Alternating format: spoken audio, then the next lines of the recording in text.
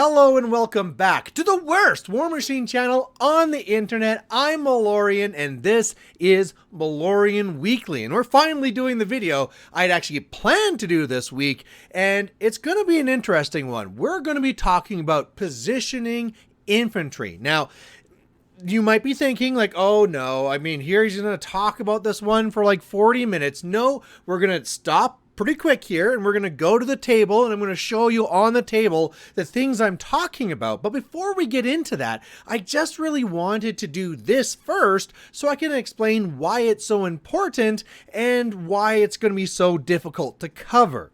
Now, why is it important? Well, it turns out that Warmachine is a game of positioning. It's not, I'm going to fire some shots right now. It's not like 40K where I throw down my models. Oh, what's the range of my gun? The range of the entire board? I guess I'll just roll my dice and shoot. Pew, pew, pew, pew, pew. No, it's not like that. Things have much more limited range, and so that really means that positioning is huge when it comes to things like the peace trade, that this is going to threat this, but if I go to put this here, it's now going to be threatening that. And so positioning and having a board presence is massive. It is very much like chess. One of the other topics I thought I saw was very interesting is what's actually more complex, Warmachine or chess. Maybe one of those days we'll take that one on, but it's in that spectrum. It's in that spectrum where that positioning is critical. And if you have two players where the only difference between them, like they have, a similar good list, similar good blah, blah, luck, all these things, but one's just better at positioning than the other, that can very easily be the determination between who's going to win that game. In a lot of cases, you could have someone who's like, oh, I got an inferior list to you, but because of positioning and because I'm able to get this extra attrition where normally I shouldn't, I'm getting the alphas when normally I shouldn't because I was better at positioning, that can easily change the way that game's going to flow and the game's going to go. So as you see there, positioning massive when it comes to Warmachine. Why is this so difficult? Well, it's difficult because there's so many different types of models and rules and abilities and interactions that really you can get to the base layer, but then when you add into like what if, it can get insane.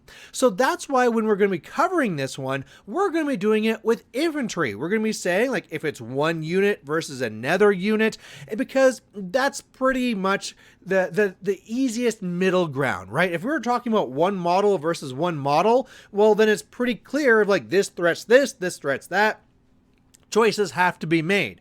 When there's multiple models, like in a unit, they have to work together because there's a command range they have to be staying within, and so there's some interaction there. How are you going to be positioning those models? And if you can get those concepts down, you can then branch that out to say like, well, what if this actual model wasn't something in the unit, it's a solo, and this one here's a heavy, and this one's my caster, right? So if you can get those concepts right for the unit, then you can just extrapolate it out to what it means for the entire army. So there you go. That's what this is going to be all about. We're going to go to the board right now. But like I said, I just kind of wanted to set the stage so that we all understood how important this is and why I'm going to be using this one example to kind of encompass the entire complexity of a very complex Warmachine game. So with that, let's go to the table. All right, so here we are on the table ready to go through some examples. Now, as we're going through some of these examples, I'm going to be using my sword knights. Why am I using my sword knights? Because when you're this weak, positioning is everything. So there's, like I said, many examples we're going to have to go through here, but I think the biggest thing that we're going to do is we're going to break this down into different categories.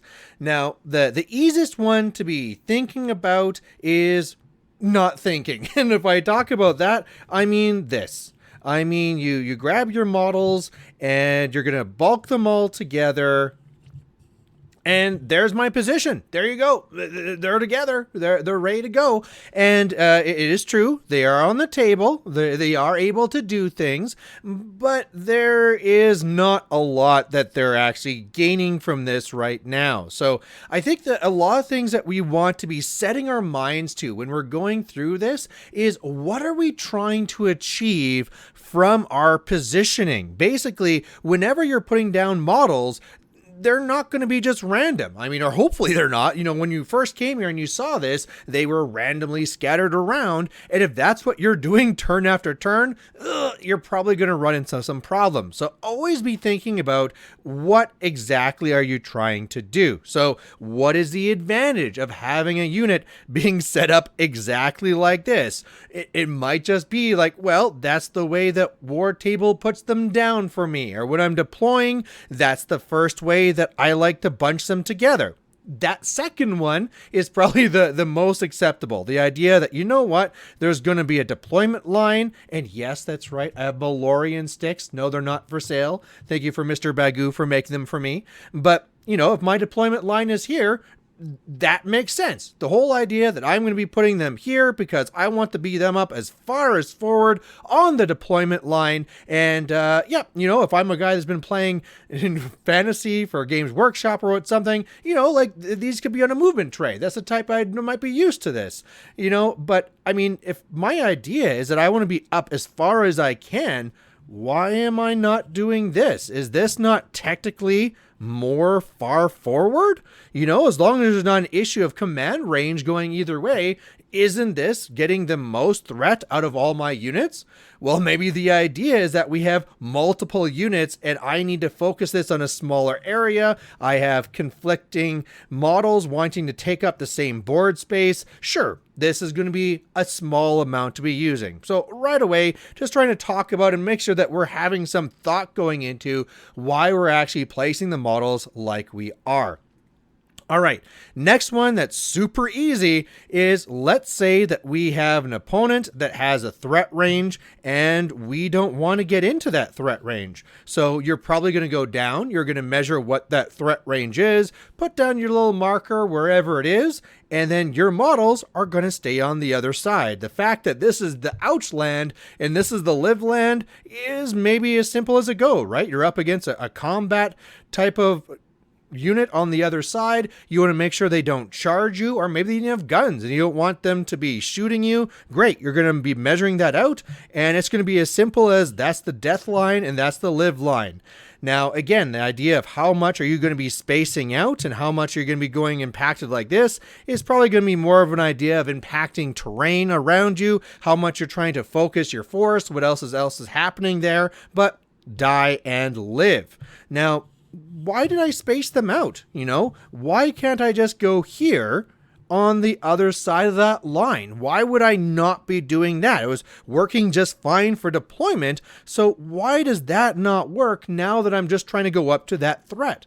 Well, the very first thing we might want to think about is the idea of what are we doing next turn? If next turn our idea is that we're going to run, well, then actually this doesn't matter. I probably want to be up there as far as I can so that when I run, I can be in their face as deep as I can. However, what if I want to charge? Now, if I'm in a tight formation, let's assume all these things are base to base, all the way going across, that really limits some things. For example, these models in the back can't charge until the models in the front go first. Again, there's extra complications on top of this. What if tactician? What if this? What if that? Let's assume it's a very simple unit of sword knights.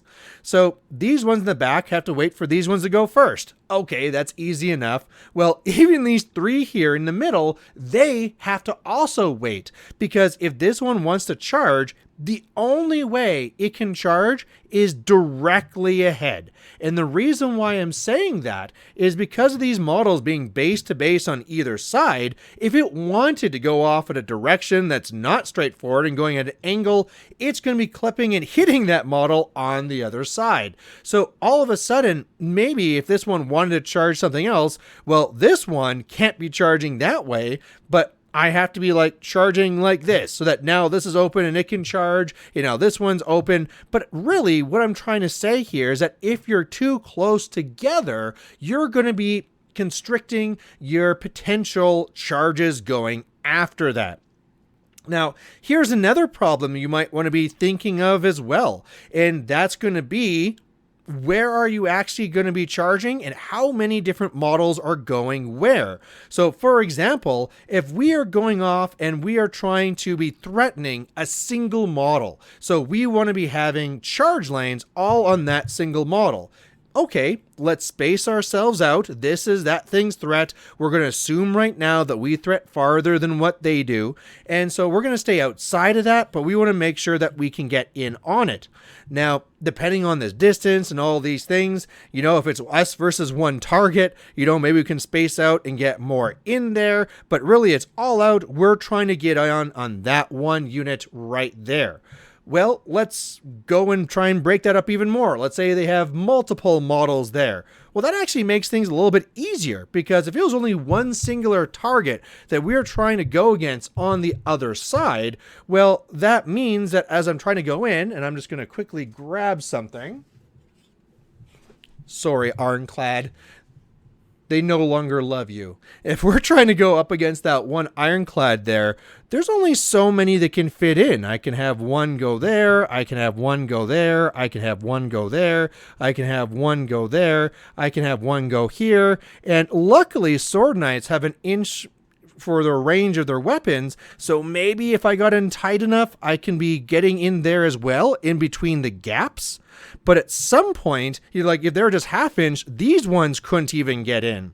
And maybe even as we had it like this, saying that these ones could get within an inch, this one can't get in.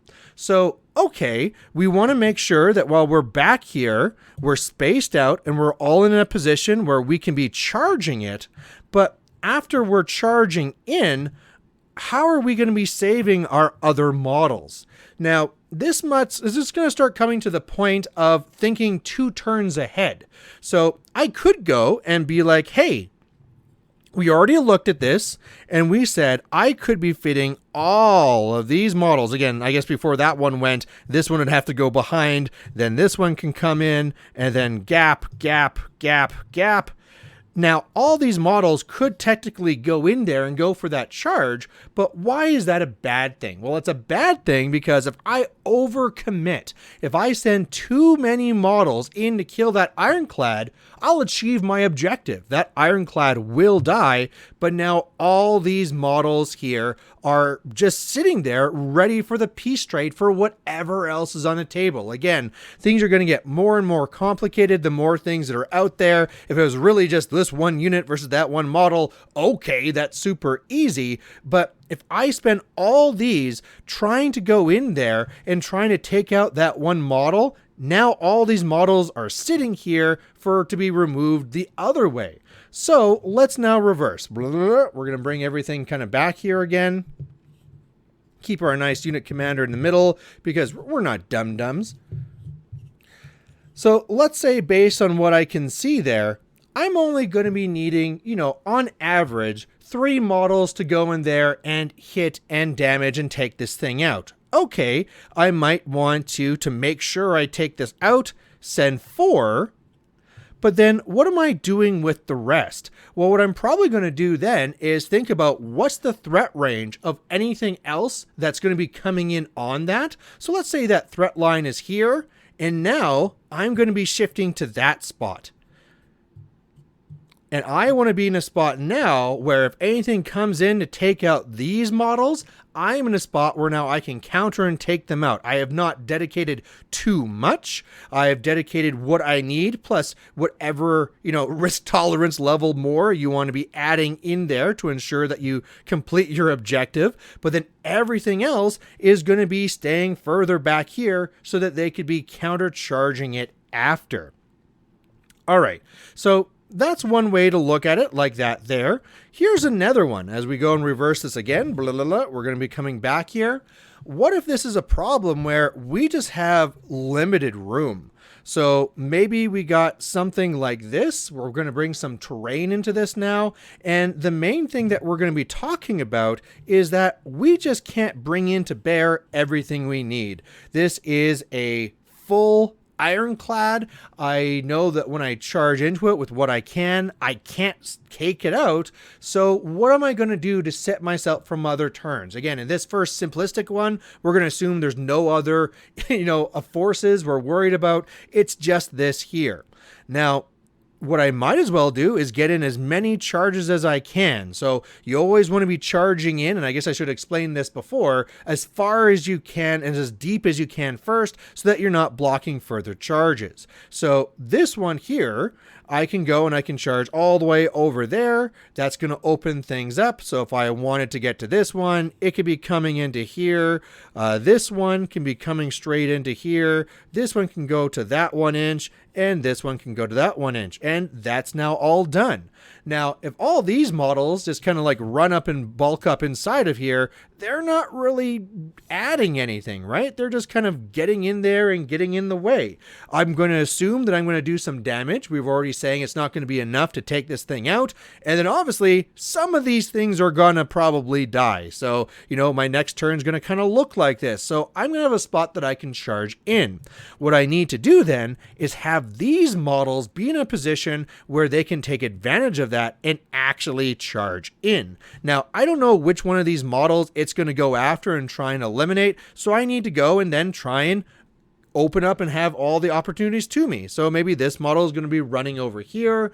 This one's going to be running to here. This one's going to be here. This one's going to be here. And this one's here. All being in a spot where I'm trying to make sure that no matter which one's died, I have somewhere I can go and charge in. It actually, you know, first of all, I want to be at least far enough back so I can be getting my charges in, get that at least that 3 inches. It'd suck if I didn't get that because I probably need it. But again, here, if they go and kill off these models, this one can't charge in anymore. These 3 can, but these 2 have been eliminated because of the way that it's been taken out. I'm probably then even better off going into something like this, so that no matter where these things come from, every model is going to have a way where I actually can get inside and fill those gaps. So definitely something to think about there. All right, let's go and reverse these things, pull everything back again, and we're going to take on another situation. Now, what we're going to do is, again, we're going to have our nice little threat range here. We're going to be dealing with something on the other side. It doesn't need to be the Ironclad. Ironclad can go and rest for a while. We've been picking on it for a while. So let's say that we have our good old threat line here where there's the death line and there's the live line. And we're going to do something crazy because we're going to do this. We're going to put something on the other side. Why in the world would you ever want to do that? Well, the reason why you'd want to have something on the other side, well, I mean, you could get into some smaller niche things and say, like, what if they have vengeance? So you're trying to stay out of the range for most, but if you kill this one, they're going to vengeance up and be able to threaten even more. But really, what we're trying to say is that we're giving a bait. We're giving a little, you know, go ahead, you know, a temptation. You can kill this, but then that's going to be bringing you towards me. And this is typically something, the type of play you would do when whatever you're faced up against on the other side out threatens you. So they charge farther. If you threaten farther than them, there's probably no reason to actually give them up any sort of temptation. I'm just going to go up, stay out of their range, make sure they're in my range, and then go after them, right? That's easy. But if they out threaten me, unless I just want to back up, what am I actually going to be doing about this? And what I probably need to do then is have that model forward.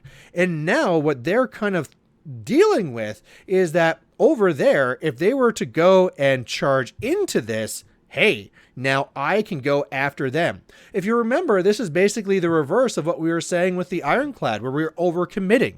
If we sent everything into the Ironclad to actually go after it, that's hooray. However, now the other things can come after all those pieces after. So we're trying to do that now in reverse. We're going to say, come in here, go after this model. And then once you do, hopefully you overcommit, and then I can go after whatever came after me. I'm going to trade this way. You know, if I just run everything into the zone, I'm just giving you the alpha, and now you're going to be able to come into me and just do really, really nasty things. So I'm going to go and give you a little temptation so that maybe you charge in 2 models, 3 models, whatever it is. I can countercharge, hopefully take those out, and we're going to trade back and forth, but it's definitely going to be in a way that's a lot better than just like your 10 models get the alpha on my 10 models, and we're just all devastated. Now, again, to try and make that temptation work, maybe it's going to be good enough to do 1, maybe it's going to be good enough to be 2, whatever it is. I mean, sometimes this can be also a simple thing where maybe I'm contesting a zone or I'm contesting a flag. So it's not just a temptation of you can come in and kill this model, but it's also a temptation of, hey, if you want to score that point, you're going to have to come here and deal with this and be in the threat range of all these other things. All right, let's try and push this idea a little bit further, because maybe, you know, if you have a difference of threat range of a couple of inches, you can get into an idea of like this, but sometimes it goes way further. Sometimes you're up against cav or just something that has like with the feet or whatever, out threatens you by like 4 or 6 inches, whatever it is, it's ridiculous. So that really your idea is going way, way, way far back, or just having to really throw things in there. Now, we're not going to talk about cavalry for just a second because that gets even more complicated. So let's wait on that for a second. We'll get back there. But let's say it's just another infantry unit, non-cav. They heavily out-threaten us. It's coming way back here. But hey, what are we going to do? Just not play the game? We have to be on the board. What are we going to do? Well, what we need to do then is do that same sort of idea. That same idea that I'm offering something, but I need to do it in a way that I protect my other pieces. If I was to do this and just put down 1, well, their other pieces could be charging past me and getting to everything else. My temptation is just really 1 extra model further up. So what I need to do is have enough models in the front that they're going to be blocking the ability to get back here. Now, of course, there's going to be a couple of things to consider when you're doing this. 1, what is the melee range of your opponent? Because if it is just, you know, a 1/2 inch, 1 inch, I'm just going to grab a random model here. Which one are we going to do today? Let's do the Nis Hunters. If a Nis Hunter was to come into here, it can't get past this, right? It can't go far enough.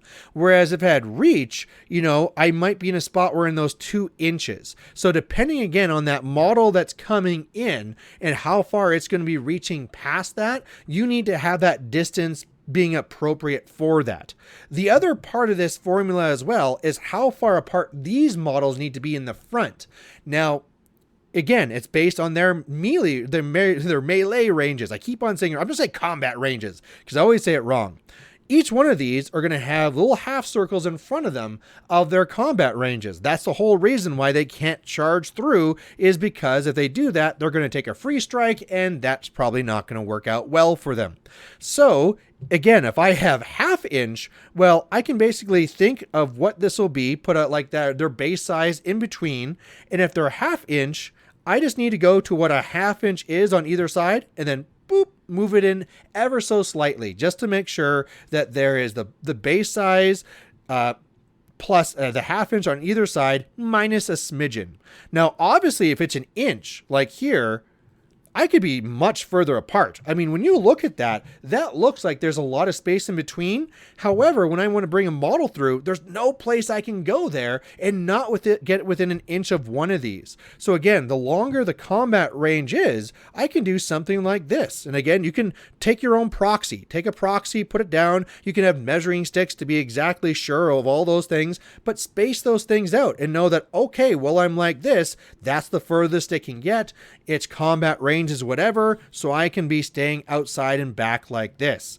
You might even want to be staying a little bit further back, because some of the tricks that they might try and do is that they're not just charging into your front models, but one or two of their models is going to run around and then engage all your models in the back, which really then means that almost the same things happening in reverse, right? They came in, they got the alpha on your 3, they run up 2 to block up all of these, and now they're basically trading 2 models for 3. So watch out for things like that where they're able to run around to and engage, so you might have to stay further back. Whatever it is, that's something you have to be very, very aware of. Now, while we're talking about combat ranges, let's talk about abusing combat ranges. Because one of the things that can be very handy when you're actually going up against an enemy is when your combat range is actually longer than theirs. So I'm just going to quickly grab something that's a little bit smaller than this hunter. Maybe it wasn't the best example here. We're going to go grab, oh, why not, a nice Idrian. We're going to grab an Idrian. So for whatever reason, the Idrian has gone and it has teamed up with this ironclad. Sure, let's pretend this is happening.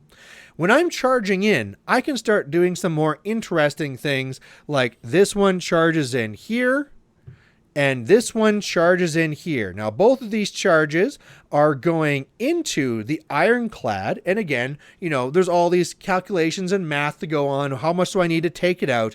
But here's the interesting thing that I've done with that. Especially if I'm in a spot, let's just assume that I'm able to take the ironclad out. Based on that combat range, this model is now stuck because it has ½ inch. The ones on either side have 1 inch. So if it wants to go this way to fight this one's getting a free strike. And if this one wants to go that way, it's going to be getting a free strike. This is only going to be coming up in the times where you are really having the alpha and you are also having a longer combat range than your opponent. But it's something that if you have that advantage, definitely use it wherever possible.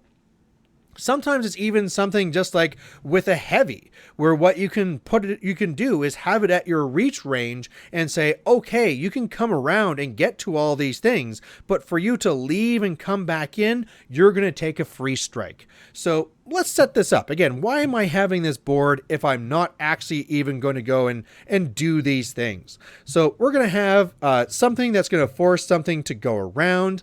We're going to go and grab something with reach, like this good old dynamo. And what we're going to do with this is just have some models here in front of it. So in this case here, and let me just move things so you can actually see them better. We're going to have a situation here where this ironclad wants to take out dynamo. Now, it only has 1 inch. So no matter wherever it goes here, it can't get to it. However, it does have the ability that it can go all the way around and get the 5 inches and get to me. And let's assume that that's not with a free strike with these guys, just to keep things simple for this. However, to go out of that, that's going to be then out of 2 inches of dynamo, and it's going to be getting a free strike. So that's going to be introducing some interesting order of activations things here for this model to be worried about. So whenever you have that, where you have a longer threat on your combat weapon than your opponent, use that whenever you can.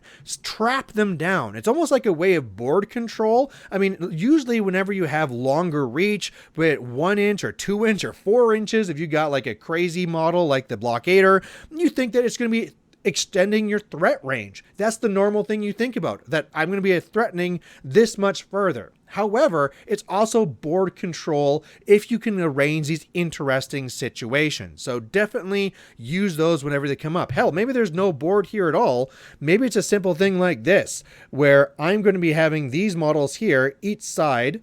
And if this model wants to be coming here, hey, it's going to be taking free strikes. Sure, you have the threat to get to me, but you're going to be eating free strikes from those sword knights in order to do that. Maybe you'll get a crippled weapon. It's going to be a threat that I'm adding on there. And again, depending on the situation will determine when this actually comes up. So always be thinking about those threat ranges. Now, while we're talking about your combat ranges and the half circles and stuff, also keep in mind that there is a reason why you actually have those arcs on there, why you actually have it so that there is a front and a back, and it's so that you can actually be determining where those half circles are. And there is nothing saying that your models always have to be facing directly forward. You can be making that whatever it is. And so too often I see people just running up and everything's looking directly forward. Let's take out all these other fancy things again and just have my regular unit here. And we're just going to do it nice and plain and simple and have it so that everything is facing forward. Well, if I do that and they have some sort of like fast Archon or solo or something like that, what I'm leaving myself susceptible to is that what if they go and come back and threaten me somewhere back over here so that I'm not in their line of sight. If I am not in their line of sight, as long as I'm outside of the move and attack range, I can be threatening them and I'm not threatening back. Sorry, they're threatening me. I'm not threatening them back. So obviously, if I'm in that situation, the easiest thing I can do is little twist, little twist.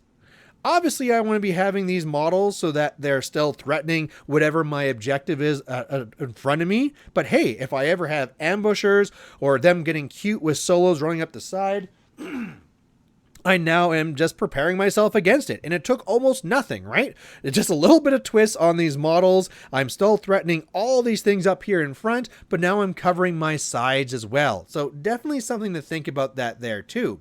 And as we get back to things like free strikes, also keep in mind things like that, because when we first did that one here where the Ironclad wanted to get to this model here, we had it so that these were up beside them here on the side, right? So pretty easy stuff. If one wants to leave that, it gets hit. But I can turn these bases to help control it even more. You know, if I'm lazy with some of this positioning and let's say I came in and I charged, so now they're directly facing.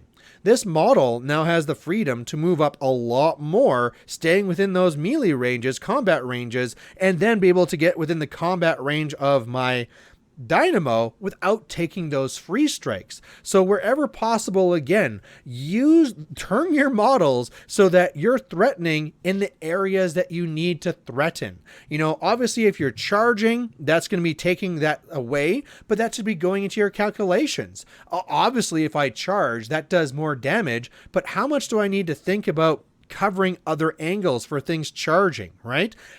Let's say again that this is not an Ironclad, but let's say I'm up against a bunch of Idrians. Does it really matter if I charge? I mean, if I hit, it's dying, right? My POW 10 is more than enough to go through its armor unless I just have the crappiest of dice rolls. So I might as well just advance so that now I'm actually covering more to protect my models in the back, right? Instead of charging inside and being directly facing, and now any other Idrians can be just charging right past and getting the alpha on my models in the back. So that facing, like I was saying, use it wherever possible. Here's another one. Let's bring it back to that building. You know, we were doing something cute there and saying that there were some infantry in the way, that the Ironclad would have to then go around in order to get there. But we don't even need these infantry models, do we? We can just do something like this and turn my Dynamo and just say, okay, if you just want to go past at all, if at any point you go past this building, boom, I am now getting a free strike against you. So that's something that can be hugely in your favor. Look for those whenever possible. Obviously, I mean, it might just take the free strike and go for a back strike against you, but who cares? You're a jack. You get hit anyway. But again, just twist your models for whenever it makes sense so that you can be dealing with those things. All right. I think we've talked a lot now about, you know, the combat ranges and trying to use that in your power whenever possible. Let's talk about some other positioning things that come up that are interesting. And I think the first one, because hey, we got Shield Knights here, is what happens when you have a bonus for being in base to base. So whether you have shield wall or defensive line or whatever it is, does that mean like, time to play fantasy again, all my models are going to be lining up? Well, no, you probably don't want to do that because, again, I'm going to be making things more complicated for when I want to charge and things like that. Plus, there's also issues there, too, where what about if I need to worry about things like AoEs coming in and more things being hit? All right, we're going to talk about AoEs next, but let's focus on this again now while we're here. So does that mean that positioning-wise, I don't want to be base to base with everything, but I'm going to go into pods of 2. And if I have pods of 2, then that means I'm always touching something, another model, and we all have friends. Okay, that's fantastic. Well, if I did that, well, what happens is that once they kill one model, Bink, the other one is now going to be losing that benefit. Again, whether it's shield wall, defensive line, whatever it is, they have to kill one model and then another one is free. This is where the triangle comes in. And if I do the triangle, something like this, I am now in a position where you have to kill 2 models in order to finally get to one that doesn't have the bonus. And because this is a 10-man unit, that means I'm going to have a little, grouping here of 4 at the end, and it's still going to be the same thing, right? These aren't squares. They can't all be touching, so no matter what way you position these, it's going to be that you need to be taking out the same amount in order to make it so that there's one not touching, which is going to be all 3, as long as I guess you could be doing 2. If you put them like this, they could be killing 2, and then 2 are going to be available. So you really can't change that. Again, it's not a box, so 2 is going to be the way to unlock these things. But the reason why you might do this, why 2 pods of 3 in the front and a pod of 4 in the back, is because, like we said, 3 gives you the best ratio where they have to do the most damage before they're taking something away. And then here in the back, this is going to be what I'm holding back to hit them after. I don't want to be having a pot of 4 in the front and offering them more. I want to be holding this back for the counterattack. And the reason why my triangles are not like this is because then I'm offering them everything. They can charge every single one of my models in the front.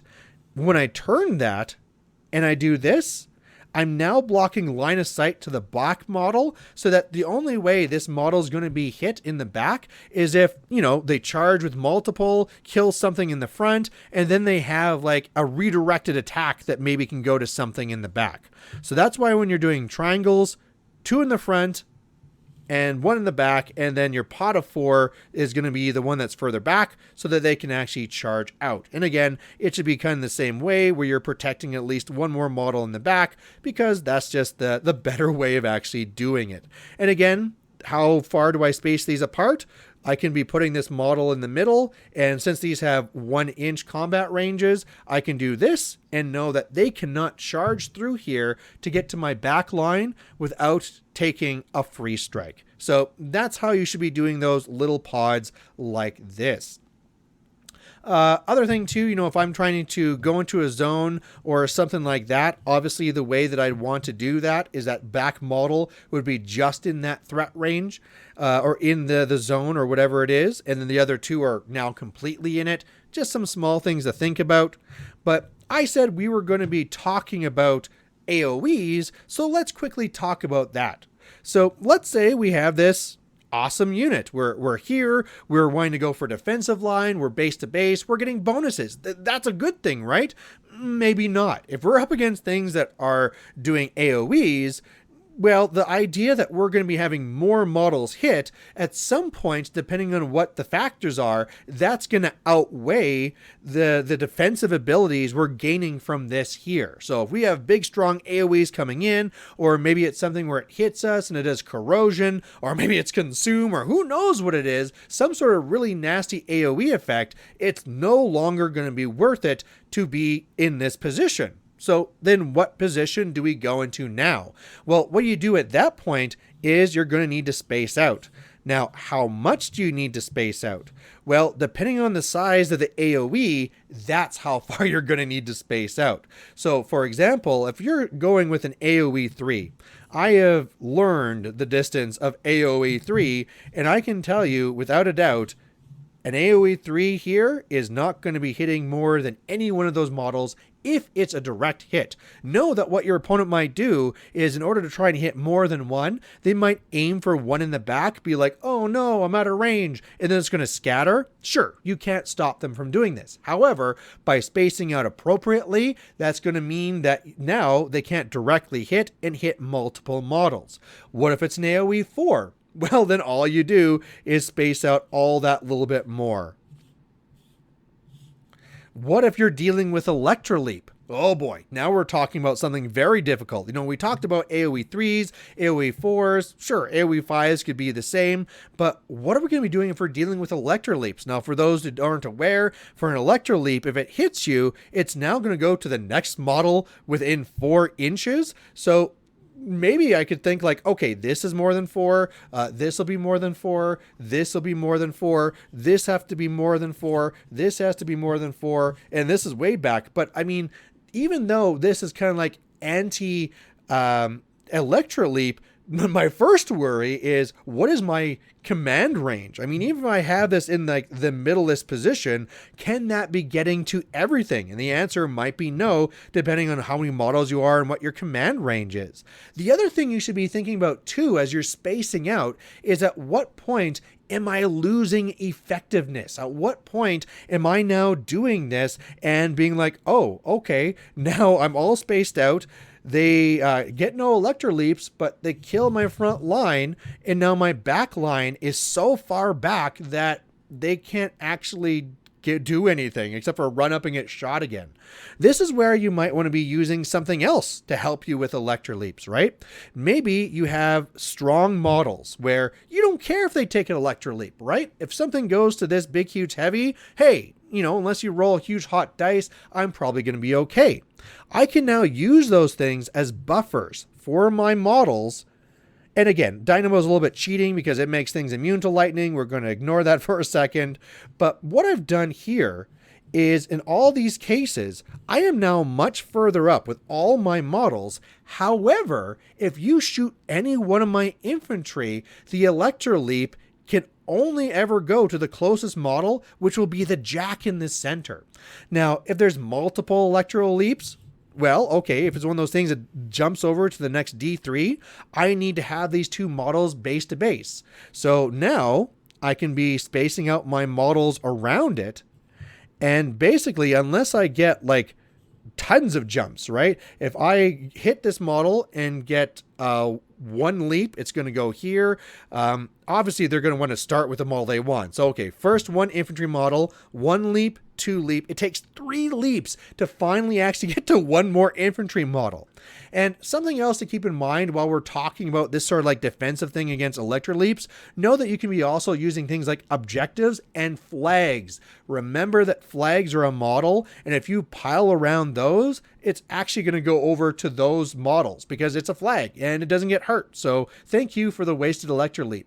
So look at things like this where you can be more effectively going in there and taking that damage, as opposed to just spacing out, losing your front row, and just not being in the game whatsoever. Something else I wanted to quickly talk about now while we're talking about that, though, is the idea that that might be exactly what you're trying to do. Let's say what you're trying to do is not win, but just trying to slowly delay. Maybe you're trying to just contest a flag, a zone, whatever it is. Well, what you want to be doing then is having slowly models going in. Or maybe you know that the unit that you're up against is going to eventually overwhelm this flank and destroy everything else in your army, and you just need to slow it down. Well, it's almost exactly the same as what you were doing before, where you have a front line that's protecting the back line. However, in this case, when those 2 die, you put another 2 in. When those 2 die, you put another 2 in. And it's all just about delay as much as you can. That's a very simple, easy one to throw in very quickly. Now, while we're talking about throwing in, let's talk about dragging in. So sometimes you're up against models with drag, and drag sucks because if it hits you, it's going to pull you in, and that's super sad news. Now, if you are in an infantry unit like this, you can be doing things to protect yourself. Again, if you're an infantry unit, it might be that whatever hits you to drag you will kill you, but let's ignore that for a second. And what we can actually be saying in that case is, oh, well, let's try something like a triangle, because if we do a triangle, then oh, wait a second, it doesn't matter if 2 are in the front or 1 is in the front or whatever combination I do, there's always a model that can be dragged forward. There's no way to stop it. If it's 1 in the front, they can pull that 1 out, and if it's 2 in the front, they can pull one of those out too. There's no way to stop it. Well, there actually is a way to stop it. So, and in fact, it's better to show when there's just 2 models. So let's say we have these 2 models here, and I'm worried about them being dragged. The best thing I need to do is put them base to base and face the thing that wants to drag me. And the reason why that is because let's just assume this Idrian has some sort of grappling hook gun. If the Idrian wanted to drag me in, it actually can't do that right now. Because it's an Idrian and it can't do that, but more importantly, because none of my models can actually move any closer towards that Idrian. If you remember before when we were talking about the 10 models, they're all together, and how those ones in the middle could only charge straight ahead because at any other angle they're going to hit another model, this is an extreme version of it. No matter which one I do, when I draw that straight line, by default, by simple math, I cannot do that because it's going to clip the model beside it while it's trying to get closer more into the center. So your opponents can do things about that, right? It just needs to move to the side and now it can pull that one off. Or if I'm after this one, move to that side and now it can move over. However, this can be, first of all, a nice gotcha if they're like, ooh, I'm going to aim, or I'm just not, who cares? I'm just going to take the shot because I'm in range. And you're like, haha, you can't move me. Okay, there's a gotcha part of it, but sometimes because of terrain or other factors, they just can't move side to side to do that. And so that's a way you can actually protect yourself. So just a nice little thing about drags while we're talking about these things. Now, while we're talking about shots and things coming in, sometimes the best thing to do against guns is, like we were kind of talking about, figure out what that threat range is, stay outside of it so they're not shooting you on one turn, and then on the next turn, run, and everything's going as fast as it can so I can just get in there. We're going to get shot, so we're going to just stay behind it for one turn, and then we're going to run in after that. Well, one of the things I want to bring in here was the idea of terrain and how you can be using terrain to be helping you and protecting you against any of this stuff. So one of the easiest things is like, what do you have a wall? Well, isn't that fantastic, right? I'm going to use that wall. I'm going to be getting some high defense, and that's fantastic. I have to be within an inch, so I can be having these models up here being within an inch and getting that benefit. And I can have actually 3 models behind them also within an inch and getting that benefit. These 3, well, maybe they're dead. Maybe they have to run somewhere else, but look at all those models. I can now have that protection from that wall. That seems nice and easy. That's a no-brainer, Malorian. Why are you talking about that? Well, the reason why I need to talk about it is because you also have to think about the positioning, not for what you're trying to protect yourself for the next turn, but thinking ahead of that for what you're going to be doing on yours. If the turn after this, they're just going to be running somewhere, sure, this is no problem. This is completely reasonable.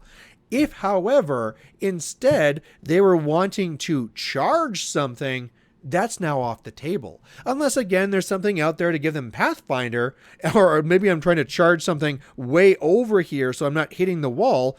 I don't have any angles.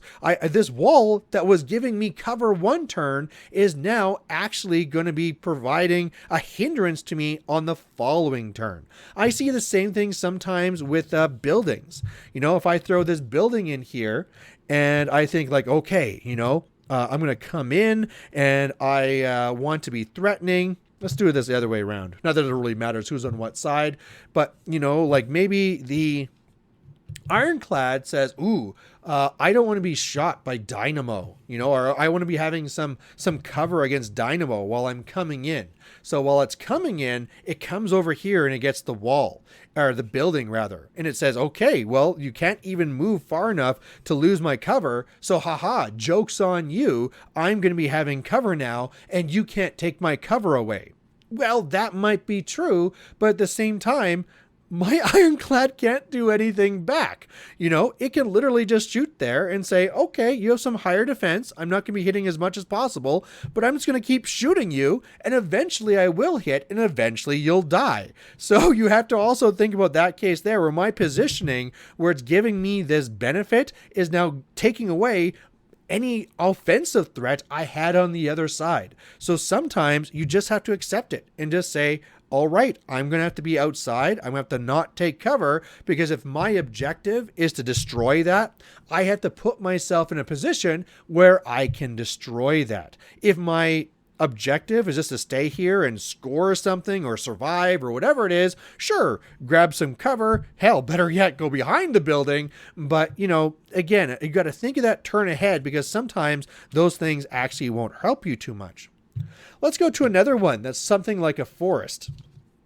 Now, some of the interesting positioning there is, even though the threat range of this gun might be further back here, you can actually run up and get behind this forest or cloud or whatever it is.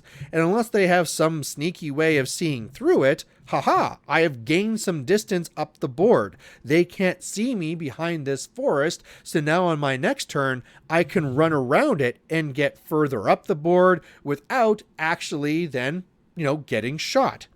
Or do you? Because if we're looking at this situation here, well, again, we could be further back here at the wall, or at the death line, let's call it that.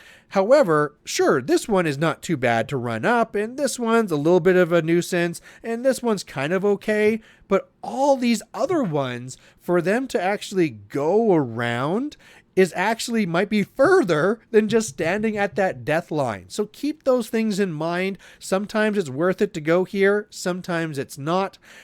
Something else I want to bring up here when we're talking about this, though, is that when we're not dealing so much with buildings, unless you have something that's flying or whatever, also think about line of sight.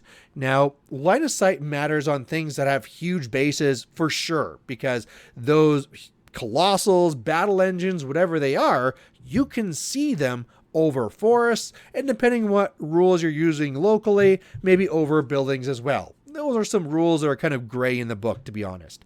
But if I'm having a battle engine on the other side, that's now something that's totally different. I can now be taking advantage of that, stand on the other side of the wall. Let's just grab something. Hey, storm wall, we're going to be picking on you now. I can see that storm wall. It can't see me because of this here. And what that means is that I can sit here shooting it, or I can also be threatening it, because if it ever gets too close, now I can charge through and actually try and get to it. This actually comes up a lot more in things like clouds. But while we're talking about that, no matter what it is, if we have something that has like a flicker effect, something that can apparate up 2 inches or something, keep that in mind, because I might be able to TK something up into a forest, up into a cloud, and then all of a sudden I can actually see it and actually be able to charge through, right? That loss of threat that I'm getting because I'd have to go all the way around is now being gained because I have something that can actually put me into the cloud, the forest, or whatever it is, and now I can just directly go at them. So if you ever have those things, they, again, much like how we said with the combat ranges, a lot of people think about them in the threat ranges, right? Like, ooh, angels, if they get to apparate up 2 inches, they threaten 2 more inches. But what that also means is that they can do things like go behind a forest, and then on their turn 2 inches into it, and now I can see you when you could not see me on your turn. So a really important thing to be thinking about in that case. Now, while we're talking about line of sight, let's go a little bit further with that too.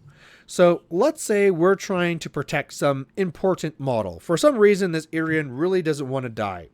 If we're doing something like this, they can see the Idrian. There's multiple paths through here where they can see the Idrian and they can just shoot it and kill it. Or maybe if they have reach, even just coming in here and getting to it as well. So if I want to be protecting it, well, my positioning should be put those bases together, block them. And I can start blocking some that line of sight. But kind of like how we were talking about before with the whole idea of the triangle and what happens if you remove one. Well, if I remove one, they can see me again. So what you might want to be doing then, when you really have a unit where their job is to block line of sight to something, is do multiple layers. So that way, again, if they take one out, okay, they still have to be killing another. So again, something just to think about there when we're talking about line of sight things, because sometimes you're trying to be protecting models in a way with that. And I mean, sure. I mean, depending on what it is and how tight you want to go, maybe you could even be doing more than 2 layers, but I typically find that's about as far as I can go. Just so you know, depending on how the terrain is going close and far, it will depend whether you want your circles being close or far away from your target. I mean, as you see here, the closer I come to the target I'm trying to protect, it actually doesn't change too much, right? If I kill one model, two model, it doesn't really matter too much about whether these were here or a little bit further out. What it does start mattering, though, is what angles people can see from. Because the further out this line is, the front line, and actually not to mention that, but the both lines, the more narrow this is for the sights going in. So just something to think about when you're trying to do like a defensive type of thing like that, trying to protect them. So we're almost going to an hour with this. I think I've covered everything that I wanted to go over with this. So let's go bring it back up and we'll close this thing out. All right, so there we went through a lot of examples. This is a much longer video than I had planned to do, but you know what? These things are important, and there's lots of different things for you to be considering as you're doing this stuff. And again, in a lot of cases, you know, you could say that the positioning is not ultra critical because if it was a little bit here or a little bit there, in a lot of cases, it might not matter, right? However, when you're playing in a very tight competitive game, those little things can mean the world. The idea that this is going to be setting you up so that you can be getting the alpha, the counter charge after, you know, whether it's setting you up so that you can slowly lose pieces or whatever it is you're trying to do, that positioning is really the difference between those entry players and the really top table experienced players. And if it's something that you can master, I mean, we always talk about how learning the game and learning the rules is probably the number one thing for you doing well in the game, right? It's just something where if you understand the rules, you're going to be doing better at them, those interactions. But the next step down are things like this basic understanding of positioning, how to take advantage of the knowledge of those rules and then actually make them mean something there on the table. So like I said, this is a long video. I'm sure I missed some things. I'm sure there's some things that you disagree with. I would love to keep up this conversation, so please post it down below in the comments. And otherwise, we'll catch you later. Bye.